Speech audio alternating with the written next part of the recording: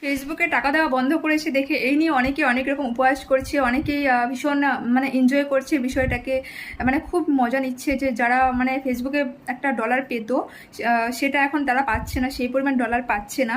তো যারা খুব মজা নিচ্ছে যে এখন ইনকাম হচ্ছে না, বেশ হয়েছে, এই হয়েছে ওই হয়েছে, তাদেরকে বলতে চাই যে আমাদের মতো যারা মেয়েরা ঘরে মানে ঘরের বউ আর কি ঘরে আছে, তারা কিন্তু কি হয় যে সোশ্যাল মিডিয়াতে মানে কাজ করে নিজের ছোট ছোট কিছু স্বপ্নগুলো কিন্তু পূরণ করতে পারে। হ্যাঁ, নিজের একটা কিছু ইচ্ছে হলো সেটা করতে পারে, মানে কারো কাছে হাত পাততে হয় না, সে নিজের জিনিস নিজেই করতে পারে। একটা একটা সাইট ছিল যে সাইট থেকে আমরা মানে ছোট অল্প স্বল্প একটু ইনকাম হতো, এখন কিন্তু সেটাও নেই। সত্যি কথা, এটা নিয়ে মজা মজা করার কোনো বিষয় না। তো যার যেমন মানসিকতা সে তো সেরকম ভাবে টোন কাটবেই, তাই না? তো আমার মনে হয় সবাইকে নিয়ে হাসি ঠাট্টা না করাই ভালো।